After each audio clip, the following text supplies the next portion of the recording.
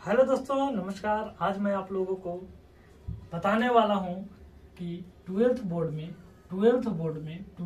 में हम टॉप कैसे करेंगे। मात्र 5 से 7 मिनट का वीडियो बनेगा और आप इसमें 100% सक्सेस पाएंगे। मतलब इसको देखने के बाद आपको लगेगा कि हाँ, किसी ने सही बताया। मतलब देखिए, ऐसा नहीं है कि आप 7 मिनट में सक्सेस कर जाएंगे, 7 मिनट में टॉप कर जाएंगे। तो पता लगता कोई भी मेरा वीडियो देखकर टॉप कर जाता।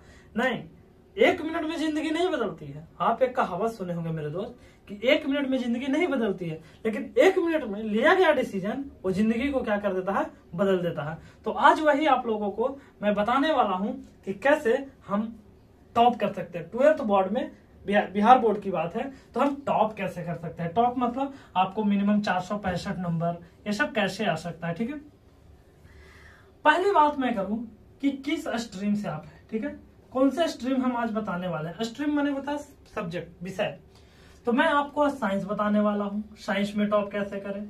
अगर आप आर्ट्स के विद्यार्थी हैं तो अभी से भी टाइम वेस्ट ना करें, आप इस वीडियो को छोड़ दें। ठीक है, लेकिन साइंस के स्टूडेंट हैं तो 100% मैं बता रहा हूं, आप इस वीडियो को देखें और 100% सक्सेस करने का चांस है। ठीक है, साइंस में 2 चीज होता है, एक होता है बायो और एक होता है मैथ। ठीक है, बायो और मैथ दोनों दिख रहे हैं ना, दोनों गोतिया है मतलब एक ही नहीं है, लेकिन इसके बाकी का सब्जेक्ट एक ही है। फिजिक्स इसमें भी पढ़ना है, केमिस्ट्री इसमें, मतलब दोनों में पढ़ना है। ठीक है, ये देख रहा है ना आपको, ये क्या करना है मेरे भाई, दोनों में पढ़ना है। मतलब मैथ में भी ये 4 सब्जेक्ट पढ़ के एक मैथ 5 हो गया, बायो में भी ये 4 सब्जेक्ट पढ़ के एक बायो पढ़ लिए तो ये हो गया। ठीक है, मैं ऐसे मैथ का टीचर हूँ। ठीक है, 5 से 6 साल का एक्सपीरियंस है और मेरे पढ़ाए गए लड़का का भी रिजल्ट बहुत अच्छा है। अब ध्यान से देखेंगे कि मैं कैसे करूं, तो मैं बताता हूं कि आप क्या करें। ये जो चार्ट दिख रहा है ना, ऐसा चार्ट बनाकर एक दीवार पर लगा लें। मतलब 2x4, मतलब बहुत बड़ा आता है एक वैसा चार्ट पेपर। ठीक है, ऐसे आप पेपर क्या करें, बना के लगा लें। हम चलते हैं कि किससे पढ़ें। ठीक है, या कैसे पढ़ें, ऑनलाइन पढ़ें या ऑफलाइन पढ़ें। मैं आपको बताता हूं, ध्यान से सुनिएगा। आप ऑनलाइन भी पढ़ सकते हैं, ऑफलाइन भी पढ़ सकते हैं, लेकिन आप 70% ऑफलाइन को दीजिए। देखिए, टीचर कोई खराब नहीं होता है, जितना जिसका नॉलेज होता है बताता है, लेकिन एक बात तो है ना मेरे भाई, आपको गाइडेंस तो वो दे रहा है ना। मान लिया कि कोई टीचर है जिनका एफिशिएंसी 70% है, मतलब वो 70% ऐसे हैं, या 30% है, छोड़ दीजिए 70 मैं भूल जाता हूँ, 30%। देखिए, टीचर कोई गलत नहीं, जितना बेचारा का ज्ञान है दे रहा है। ठीक है, अगर वो 30% है तो कम से कम आपको रास्ता तो दिखा रहा है। ठीक है, और रास्ता दिखा रहा है ना, तो आप उस रास्ते पर तो चल सकते हैं, समझ रहे हैं ना। और किसी को कभी भी नीचा नहीं दिखाना चाहिए, मतलब नीचे नहीं बोलना चाहिए।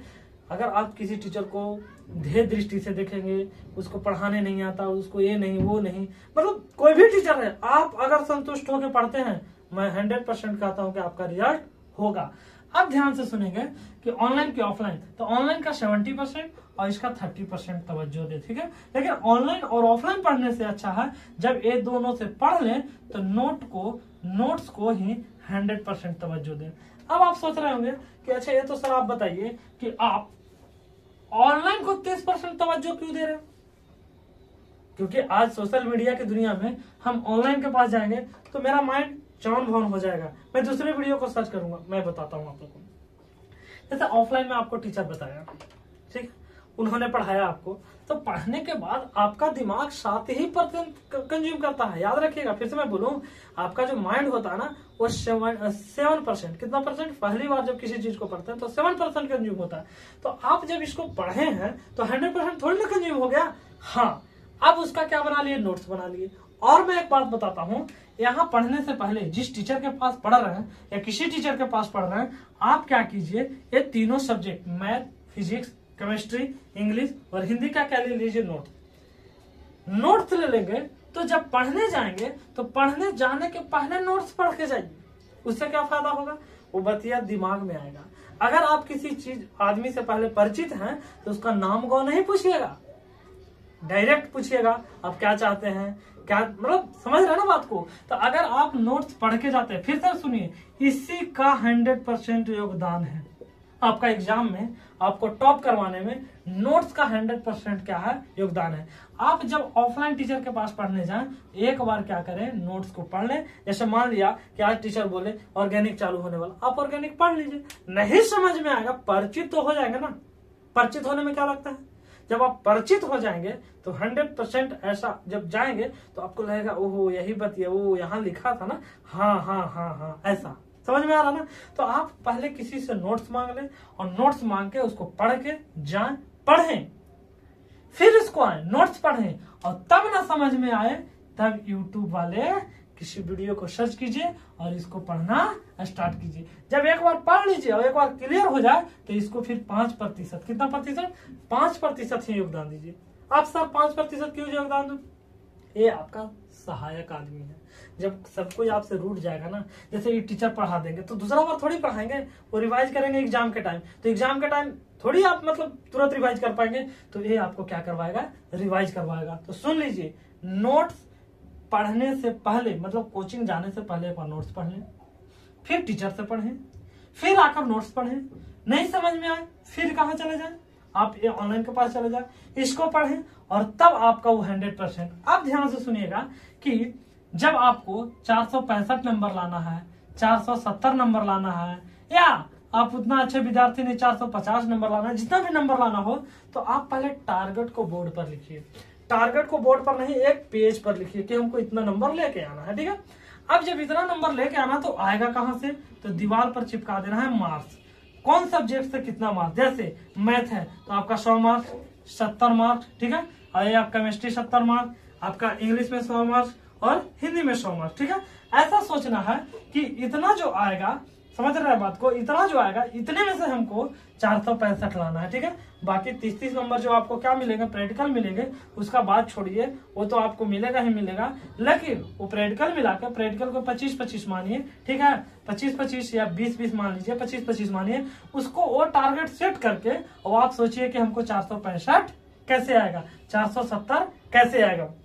उसके लिए मैं बताता हूँ, जैसे मैथ पढ़ना चालू किए तो मैथ का एक चार्ट बना लीजिए, मैथ को कितना सेक्शन पढ़ना है। जैसे हमको क्या पढ़ना, मान लेते हैं, ध्यान से सुनिएगा कि सेक्शन की बात, तो मैथ में ट्री को पढ़ना रहता है जो आपको 10 नंबर के आता है, अलजेब्रा पढ़ना होता है 7 नंबर के आता है, कैलकुलस पढ़ना होता है 44 नंबर के पढ़ना होता है, फिर से आपका वेक्टर पढ़ना होता है जो करीब 17 नंबर का आता है। तो ऐसे लिख लीजिएगा ना, ऐसे अगर लिख लीजिएगा और लिख के चिपका के और उसको तैयार कीजिएगा। देखिए आदमी 2 प्रकार के होता है, एक आदमी का होता है कि अगर घूमने जाता है कहीं तो सर्च कर लेता है, ओ ऐसे जाना, इधर जाना, इधर जाना, तो जब वो रास्ते को तय करता, अच्छा वहां तो लिखा मिला था, जब मोबाइल में नक्शा खोले थे वहां तो मिला था, ओहो ये गया है, ये पटना है, ओ देखो ऐसे रहा था। और एक आदमी क्या करता है, बस घूम रहा है, उसको घूमने से मतलब है। तो जब आप की 1 साल की जिंदगी है, 1 साल मतलब, तो कुछ लोग उसको जानने में ही टाइम लगा देता है और कुछ लोग क्या करता है, उसको जानकर